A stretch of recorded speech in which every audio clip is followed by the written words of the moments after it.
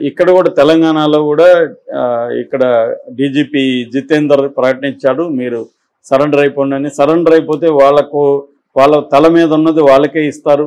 ఆ తర్వాత వాళ్ళకి ఉపాధి కల్పిస్తారు, లైవ్లీహుడ్ లోన్స్ ఇప్పించడం అలాంటివి ఇస్తారు. ఇవన్నీ జరుగుతాయి. వాళ్ళని మావోయిజాన్ని అంతం చేయడానికి వీళ్ళని వాడుకుంటారు. అంటే వాళ్ళ టాక్టిక్స్ ఏమున్నాయి. ఇప్పుడు అడవిలో నుంచి, అందుకనే కదా మన నంబాల కేశవరావు టీంలో బయటకు వచ్చారంటే వాళ్ళ సెక్యూరిటీ ఎలా ఉంటుంది, వాళ్ళ దగ్గర ఎలాంటి ఆయుధాలు ఉన్నాయి, వాళ్ళల్లో ఎవరెవరికి ఎటువంటి ఆరోగ్య సమస్యలు ఉన్నాయి, ఎవరు యాక్టివ్గా ఉన్నారు.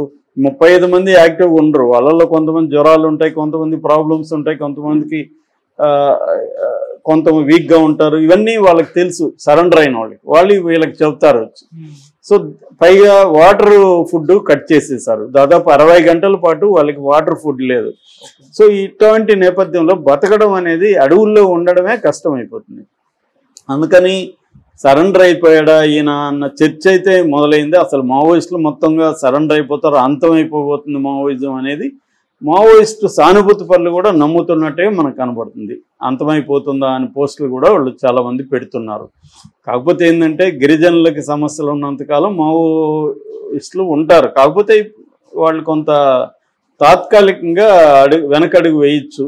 అంతగాని కంప్లీట్గా తుదిముట్టించడం అనేది అసాధ్యం అనేది ఎక్కువ మంది దీని మీద ఉన్న ఎక్స్పర్ట్లు చెప్తున్నారు. కాకపోతే ఇప్పుడు మన ఆంధ్రాలో లేదు, తెలంగాణ లేదు, ఇక్కడంతా తుదిముట్టించగలిగారు కదా అనేది ఇంకొక వాదన. ఇదేంటంటే కేవలం నిర్బంధమే కాకుండా గ్లోబలైజేషన్ ఎఫెక్ట్ కూడా ఉంది. ఎందుకంటే ఇంతకుముందు నిరుద్యోగం, ఇంకోటి వ్యవస్థ మీద కోపంతో విద్యార్థులు, చదువుకున్న వాళ్ళు, యూత్ వెళ్ళేవాళ్ళు. ఇవాళ విద్యార్థి రంగం నుంచి ఆల్మోస్ట్ రిక్రూట్మెంట్ లేదు, చదువుకున్న వ్యక్తులు లేరు. ఇంకా ఉండేది ఎవరు? ఆ ట్రైబల్సే రిక్రూట్ అవ్వాలి.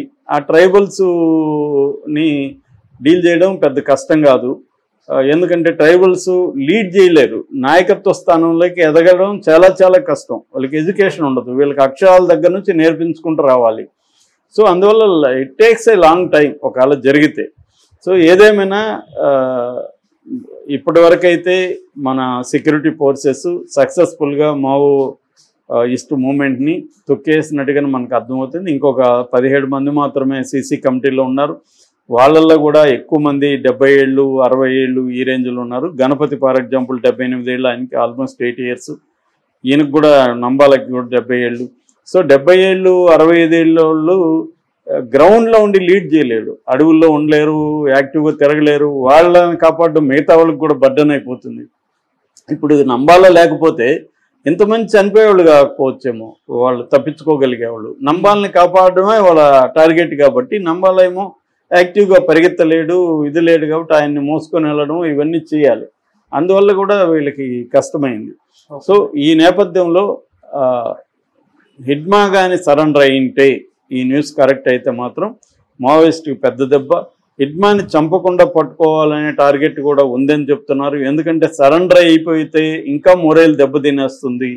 సరెండర్ అయి జైల్లో పెట్టి అతనికి శిక్ష వేయించి, ఎందుకంటే అతను దాదాపు 150 మంది మన సెక్యూరిటీ ఫోర్సెస్ని చంపడానికి అతను ప్రత్యక్ష కారణం. అతను అనేక యాక్షన్ని అతనే డిజైన్ చేసి అతనే లీడ్ చేసిన వ్యక్తి కాబట్టి కేసులు విపరీతంగా ఉన్నాయి అతని మీద. అవన్నీ ప్రూవ్ అయ్యేవి కూడా ఉన్నాయి. కాబట్టి అతను మరణశిక్ష లేకపోతే యావజ్జీవగార పడిపోతే ఒక మొరేల్ దెబ్బతింటుంది, అతను బయటికి రాడు. సో సరెండర్ అయిపోయాడు అంటే చనిపోవడం కంటే కూడా సరెండర్ అయిపోవడం. చనిపోతే అనవసరంగా హీరోయిజం వస్తుంది, సరెండర్ అయిపోతే ఆ హీరోయిజం కూడా రాదు.